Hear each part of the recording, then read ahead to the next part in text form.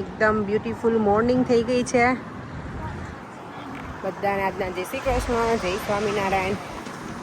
અને yes, mummy પપ્પાને લોકોની અપડેટ આપી હોય. એ લોકો શાંતિથી ઇન્ડિયા પહોંચી ગયા છે અને કંઈ તકલીફ નથી પડી કે શાંતિથી બધું ઓન ટાઈમ જ હતું. એટલે અમે પહોંચી ગયા છે. અત્યારે ઓન ધ વે હતા. એ લોકો ઘરે જતા હતા કે ઘરે જઈને ફ્રેશ થઈ અને પછી કે શાંતિથી ફોન કરીશું. દેવામ તો પાછો કહી કે બા દાદા હવે ક્યારે આવશે કે પાછા, કે મેં તો હજી તો ગયા જ છે બેટા, એટલે હવે 1 વર્ષ પછી આવશે.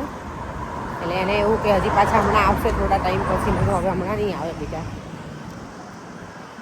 ચાલો હવે આપણે આપણા કામ ધંધે જઈ રહ્યા છીએ. એઝ યુઝ્યુઅલ જે રૂટીન હોય આપણું એ.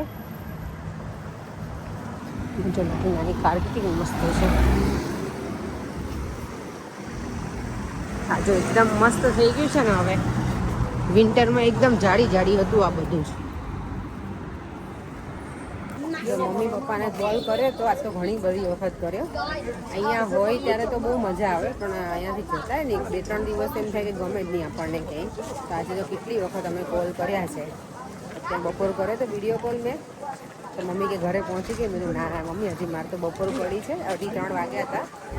એટલે કે ઠીક છે કે એ તો બધા સૂઈને હજી જાગ્યા હતા મમ્મી, કારણ કે ઓબ્વિયસલી ફ્લાઇટમાં એટલી બધી ઊંઘ ને એવું પ્રોપર ના થાય ને આરામ. અને હવે લોકોની એજ પણ છે એટલે થાકી પણ જાય. તો મમ્મી કે હું બસ હવે જો જાગી છું હમણાં, કે અને જમવાનું કંઈ બનાવવાનું છે નહીં. કે મેં તો ઘરે ગમે કે ખાલી ખાલી લાગે ઘરે, એમ કહેતા. કેમ કે ઘર તો એટલું પેલું અંદર છે ને બધું ગરમીના લીધે, કે અમે પપ્પાને મેં પૂછ્યું ને સવારે કે ઘર બહુ ગંદુ હતું. તો ગંદુ તો કે અંદર છે ને જીવડાને બધું બહુ મરેલું હતું એમ. એટલે ઓબ્વિયસલી ગરમી બહુ હોય એટલે એવું થોડુંક રહી. પણ મમ્મી કે 2-3 દિવસ થશે અમને સેટ થતાં પછી થઈ જઈશું. કે દેવમ શું કરે મમ્મી પૂછ્યું તો દેવમ એ સ્કૂલે છે હજી, અને હું પણ અહીંયા કામે જ છું. અને આજે હવે ઘરે જઈને શું બનાવીને જોઈએ, કારણ કે હમણાંથી તો શું ક્યાંક ને ક્યાંક જવાનું ચાલતું હતું. એક દિવસ ક્યાંક ને ક્યાંક જમવાનું ચાલતું હતું. પર મને કે કેટલા દિવસથી ઘરે નથી જમે એવું લાગે આપણને એમ. આજે ઘરે જઈને જોઈએ હવે શું બનાવીએ. ફ્રીજમાં કયા શાક પડે છે ને એ માટે જોવું પડશે. મમ્મીની હતા ને તો મેં વધારે શાક બધા લાવીને મૂક્યા હતા. હવે કેટલા બાકી છે ને જોઈ લઈશ આજે, અને એમાંથી કંઈક એકાદ બનાવી નાખશું. આજે ઓળો અને રોટલા. ઓળો અને રોટલા. અને રોટલા છે ને આજે રોટી મેકરના નહીં, હેન્ડમેડ રોટલા છે મારા. કે તો હેન્ડમેડ બનાવે છે ને? ના, રોટલા ઘણી વખત રોટી મેકરમાં નહીં બનાવતા આપણે. આજો તો એ બ્લોગ બનાવે છે. એક આઈફોન માં બનાવે છે અને એક સેમસંગ માં બનાવે છે.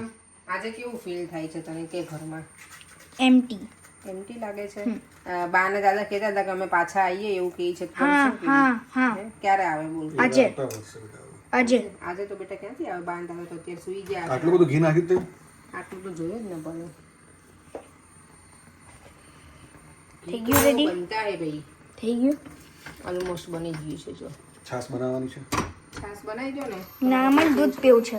દેવમ તને દૂધ પછી બેટા જમ્યા પછી. દૂધ જ નથી બેટા, લાવવાનું. ઓ નો, તેમ દૂધ લાવવાનું બેટા. એને પેલું સ્ટ્રો જોડે પીવું. હું શ્લોક માટે સ્ટ્રો લઈ આવી હતી કાલે, તો મમ્મી પપ્પાને પછી બેગમાં મેં જગ્યા નહોતી ને મેં ના આપી.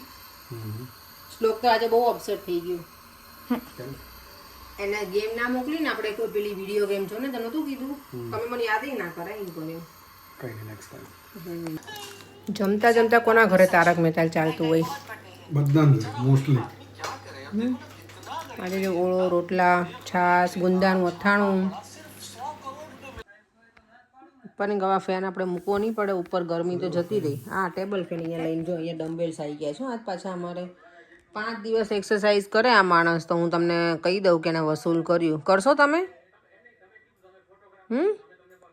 ચલો હવે આપણે જોઈએ કેટલા દિવસથી કરે છે. આવા ડમ્બેલ્સ બીજાય પડ્યા પાછળ, વર્ષો પહેલા લીધેલા. જીમ ખોલવાનું પાછળ કશું ખોલવું નહીં, કરવું કંઈ હોય નહીં ને પાછા કંઈ જીમ ખોલવું છે. કરવાના હોય તો બરાબર. આવતી દિવાળી સુધીમાં પ્રોપર બોડી બનાવીને બતાવીશ. બસ આવતી દિવાળી? આ દિવાળી કે? આ દિવાળી નહીં, થોડો ટાઈમ લાગે. બિલ્ડિંગ બનતા વાર લાગે. બોલો, બિલ્ડિંગ બનતા વાર લાગે. બરાબર ગોઠવવી પડશે ને બિલ્ડિંગને. હવે અસ્ત વ્યસ્ત છે એને, હે ને? તમારા મમ્મી પપ્પા તો શાંતિથી ઇન્ડિયા પહોંચી ગયા છે. મેં પહેલાંય અપડેટ આપ્યું હતું. ઘણા બધાની આજે કોમેન્ટ છે કે બા દાદાને જોઈને રડતા અમે પણ ઇમોશનલ થઈ ગયા. તો હા, એ તો કોઈ પણ આવે, ગમે ત્યારે ઇન્ડિયાથી આવે કે અહીંયાથી જઈએ પણ ત્યાંથી આપણા ફેમિલીથી છૂટા પડે ને ત્યારે ઇમોશનલ મોમેન્ટ જ હોય. આપણે ગમે એટલા કેવા કહેવાય કઠોર હૃદયના હોઈએ ને તો એ ફેમિલીથી છૂટા પડે ત્યારે રડાય જ જાય. હું તો આજે મમ્મીની સામે રડી હતી પર અમારા મમ્મી ઢીલા છે અને મને હવે પપ્પા એવા ઢીલા થઈ ગયા છે. પપ્પા છે ને પહેલાં સ્ટ્રોંગ હતા, એ ક્યારેય રડતા નહીં, પણ પપ્પા હવે ઢીલા થઈ જાય છે. અમને જ્યારે અહીંયાથી છૂટા પડે ને ત્યારે પપ્પાએ પહેલાં થઈ જાય ઇમોશનલ, એટલે વધારે આપણને દુઃખ લાગે. એટલે કારણ કે હવે એ લોકોની એજ થઈ ગયા એટલે થોડુંક આપણને એવું થાય કે જોડે હોય કેટલી મજા આવતી હતી અમને બધાને.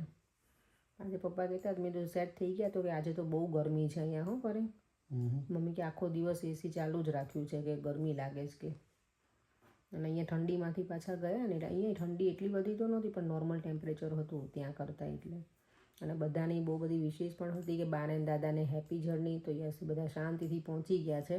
પર એમ કે તો આજે સવારમાં અર્લી મોર્નિંગે પેલું જોયું ફ્લાઇટ ક્યાં પહોંચી છે. રાત્રે સૂતા પહેલાં અહીંયાથી ફ્લાઇટ ટેક ઓફ થઈ ત્યારે એટલે એનું ચાલુ જ હતું કે લોકો કઈ જગ્યાએ કેટલે પહોંચ્યા છે ને બધું.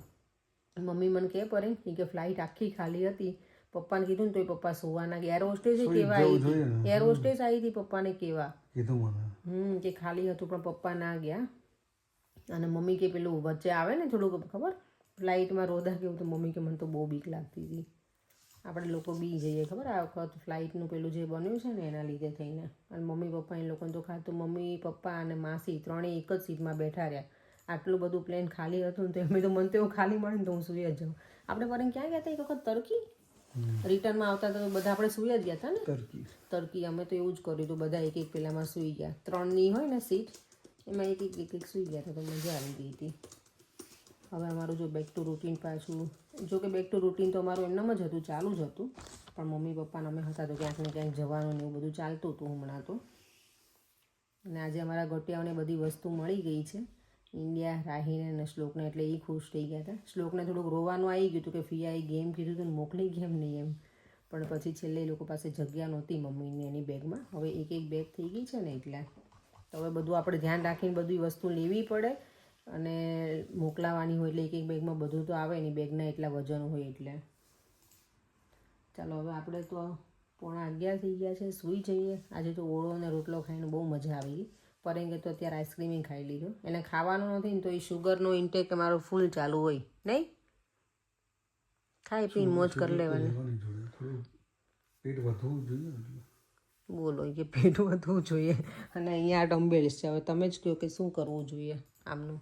કંઈ ના કરવું જોઈએ. કંઈ ના કરવું જોઈએ, કસરત કરવાની. ચાલો આપણે વિડીયોનો એન્ડ કરી દઈએ. ફરીથી મળીશું કાલે નવા વિડીયો સાથે. Bye bye. જય શ્રી કૃષ્ણ, જય સ્વામિનારાયણ. વિડીયો ગમ્યો હોય તો like, share and subscribe. By.